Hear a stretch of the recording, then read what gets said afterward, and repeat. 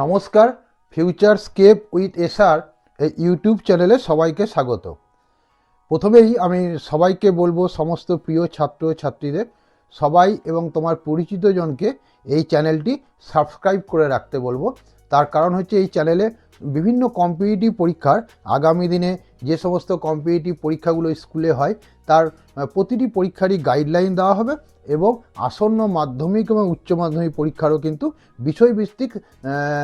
বিষয়ভিত্তিক সাজেশন দেওয়া হবে।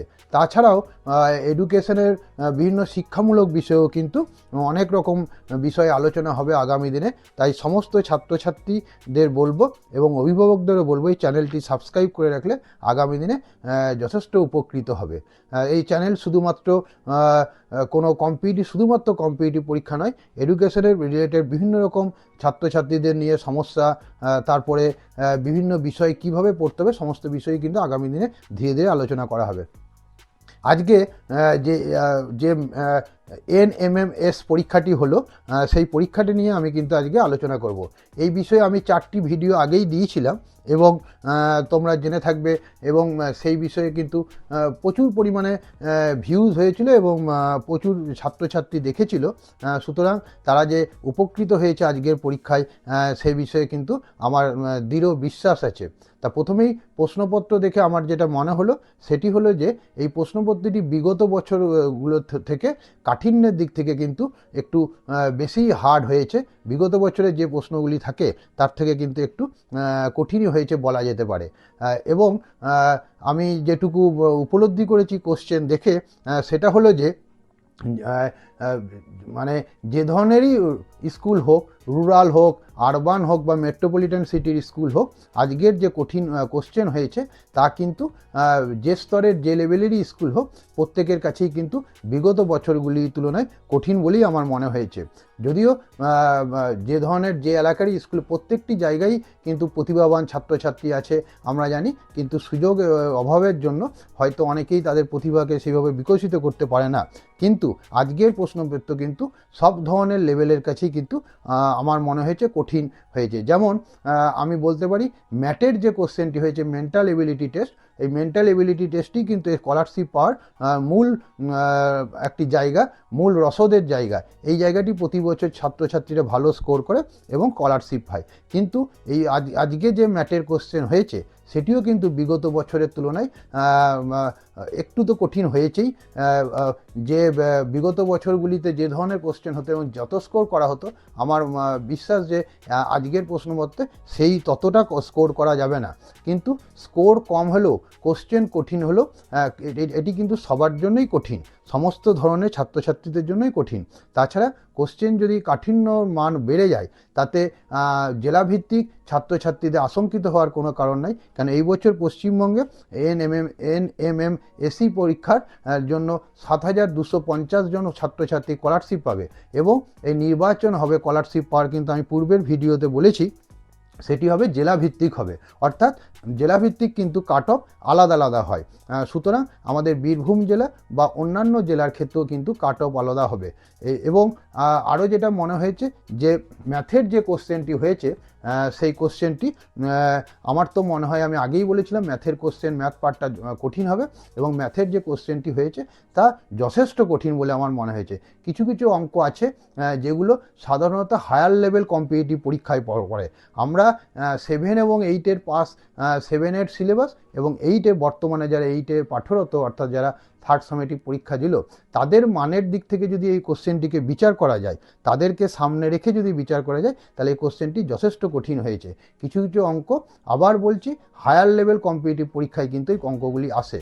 তার মধ্যে আমি আরও যেটি বলবো যে ম্যাথের ব্যাপারটি আমি পরে আলোচনায় আসছি এবং ইতিহাস, ভূগোল, ফিজিক্যাল সায়েন্স, লাইফ সায়েন্সও বিগত বছরের যে কোশ্চেনগুলি থাকে এবছরের কোশ্চেন কিন্তু তার থেকে একটু স্ট্যান্ডার্ড হয়েছে। অর্থাৎ পুরো বই পড়ে গেলাম, নিয়ে যেটা বোঝায় এলাম, দেখলাম, জয় করলাম, এবার কিন্তু সেটি প্রযোজ্য হবে না ইতিহাস, ভূগোল এবং ফিজিক্যাল সায়েন্স, লাইফ সায়েন্স। পুরো বই ভালো করে পড়লে তার সঙ্গে যদি বাইরের কোনো সহায়ক বই পড়া হয় তবেই মনে হয় ওই সাবজেক্টগুলোও কিন্তু ভালো স্কোর হতে পারে। তা আমি আজকে ম্যাথ নিয়েই আলোচনা করব। ম্যাথের যে 20টি প্রশ্ন এসেছে সেটি নিয়েই আমার এখন সেটি নিয়েই আমি আলোচনা করব। আমি প্রথমেই অঙ্কগুলো উত্তর বলার চেষ্টা করব, তোমরা মিলিয়ে নেবে। যেমন একে একটি অঙ্ক ছিল এক্স অক্ষের প্রতিফলনের জন্য যে অঙ্কটি আছে একে, সেই অঙ্কটি উত্তর হবে বি অপশানে যেটা আছে 7, -10। এক কোশ্চেনটির উত্তর হবে বি অপশানে যেটা আছে। শুধু একটু হিন্ট দিতে পারি, ভবিষ্যতে কোনো পরীক্ষা দিলে তোমাদের সুবিধা হবে। সে এক্স অক্ষে যে অক্ষে প্রতিফলন হবে তার ঠিক উল্টোটা, অর্থাৎ কোটি বিন্দুটার কিন্তু সাইনটা শুধু চেঞ্জ হয়। অর্থাৎ এ বিন্দুটার এক্স অক্ষে প্রতিফলনের জন্য -7, 10 যেটা আছে -7 -10 বি এর স্থানাঙ্ক হবে এইভাবে। এবং ওয়াই অক্ষে প্রতিফলন হলে এক্স বিন্দুটা কিন্তু অর্থাৎ ভুজটার সাইন চেঞ্জ হয়। তাহলে একের অঙ্কটার উত্তর হলো বি।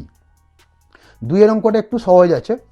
একের অঙ্কটাও কিন্তু কাঠিন্যের দিক থেকে আমাদের যে ধরনের বই আমাদের ছাত্রছাত্রীরা পড়ে তার থেকে কিন্তু একটু আলাদা আছে। দুইয়ের অঙ্কটা সহজ আছে, এটা সবাই পারবে যারা অন্তত এই পরীক্ষাটা দিচ্ছে। দুইয়ের অঙ্কটা এ উত্তর হবে। তিনের অঙ্কটাও পারা যাবে, কিন্তু তিনের অঙ্কটাও একবারে যে দেখলাম আর করে দিলাম তাও নয়। তিনের অঙ্কটা একটু কায়দা আছে। এ কিউব প্লাস বি কিউবের সূত্র আছে, অর্থাৎ এখানে যেটি করতে হবে সেটা হচ্ছে যে গসাগু ইন্টু লসাগু সমান সংখ্যা দুটির গুণফল। এই সূত্রটির কিন্তু এখানে লুক্কায়িত প্রয়োগ আছে, অর্থাৎ এক্স ওয়াই, গসাগু আর লসাগু হচ্ছে এক্স ওয়াই, গসাগু আর লসাগু হচ্ছে এইচ ইন্টু এল, আর সংখ্যা দুটির গুণফল হচ্ছে এক্স ওয়াই, অর্থাৎ এক্স ওয়াই সমান এইচ এল। এইটি কিন্তু ওই এইচ কিউব প্লাস এল কিউবে প্রয়োগ করতে হবে, অর্থাৎ এ কিউব প্লাস বি কিউবে সূত্র আছে।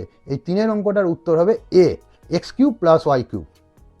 6টা থেকে 7টার মধ্যে কোন সময়ে ঘড়ির মিনিট এবং ঘন্টার কাঁটা দুটি মিলিত হবে, এটা তো সম্পূর্ণরূপে কম্পিটিটিভ পরীক্ষায় আসে, হায়ার লেভেল কম্পিটিটিভ পরীক্ষায় আসে। এইটার আগামী দিনে যারা পরীক্ষা দেবে তারা উপকৃত হবে। এর একটা ছোট্ট সূত্র বলে দিই, এই অঙ্কটার ক্ষেত্রে এই সূত্রটাই হচ্ছে একমাত্র এক্স্যাক্ট, এবং এই অঙ্কটি করবার জন্য, নাহলে বড় করে করলে অনেক বড় হয়, এক্স্যাক্ট একটি সূত্র আছে, সেটি আমি বলে দিই। আগামী দিনে যারা অলিম্পিয়াড বা বিভিন্ন পরীক্ষা দেবে তাদের কাজে লাগবে। 5x ইন্টু 12/11, মনে রাখতে হবে 5x ইন্টু 12/11। এক্স হচ্ছে কম সময়টা, এক্স হচ্ছে কম সময়টা মানে 6টা ও 7টার মধ্যে 6 বসবে। যদি বলতো 9টা ও 10টার মধ্যে, তাহলে এক্সের জায়গায় 9 বসতো। তারপরে গুণ করে যেমন হবে ভগ্নাংশের মান বার করা হবে।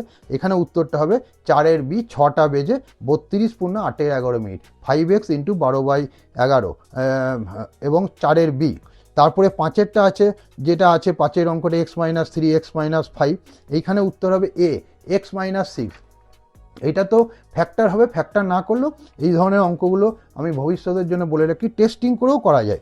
অর্থাৎ যে মানটা দিয়ে x-6, অর্থাৎ এক্সের ভ্যালু যদি ওই রাশিমালাটায় বসিয়ে 0 আসতো তাহলে কিন্তু সেটাই উত্তর হতো। ওই দিক থেকেও যদি কেউ টেস্টিং করে করতে পারে তাহলে এটা অঙ্কটা হতো, নাহলে ফ্যাক্টরটা কিন্তু যথেষ্ট বড় হবে। 5-এর হলো এ উত্তর। এইবার আসছি 6-এর। এক্স একটি 3 অঙ্ক বিশিষ্ট সংখ্যা, x to the power x সমান 2 টু দি পাওয়ার 204। এই অঙ্কটি তো যথেষ্ট কঠিন, আমার মনে হয় না এই অঙ্কটা কোনো ছাত্র পারবে, যদি না সে গেস করে বা আন্দাজে অপশনের সঙ্গে মিলিয়ে দেয়। এই অঙ্কটি বেশ কঠিন আছে। এই অঙ্কটি আমরা সচরাচর দেখতেই পাই না, বা পাঠ্যপুস্তক বা আমাদের যে ধরনের সহায়ক বা রেফারেন্স বইগুলো আমরা ব্যবহার করি, বিভিন্ন বইগুলো, তাতেও কিন্তু এই অঙ্কটি নাই। এই অঙ্কটি তো 2 টু দি পাওয়ার 2048, এই 2048কে 2 ইন্টু 1024 লিখতে হবে, নিয়ে এই 2 স্কোয়ার ব্যবহার করে অঙ্কটা করতে হবে। একটু বড় আছে, কিন্তু অঙ্কটি সম্পূর্ণ নতুন, এবং 7-8 ছেলেদের পক্ষে তো অবশ্যই নতুন। তাও আমি বলে দিই 6-এর অঙ্কটা ডি, অর্থাৎ 13 উত্তর হবে। 7-এর অঙ্কটা খুব সহজ আছে, 7-এর অঙ্কটা সি, 50 উত্তর হবে 7-এর। এই অঙ্কটার জন্য আমি একটা সূত্র আগেই বলে দিয়েছিলাম, M1D1 T1W2 সমান M2 D2 T2 W1। যদি কেউ আগের ভিডিওগুলো শুনে থাকো, অর্থাৎ কাজটা ব্যস্ত অনুপাতে ভাবে থাকে, তাহলে অঙ্কটা সে পারবে, বা অন্যান্য ত্রৈরাসিক পদ্ধতিতেও সে পারবে। 7-এর অঙ্কটা সি উত্তর হলো। তাহলে আপাতত যে 7টি অঙ্ক আমরা আলোচনা করলাম তার মধ্যে খুবই সহজ বলতে গেলে 2 আর 7 হচ্ছে খুব সহজ, মানে মোটামুটি সবাই পারবে।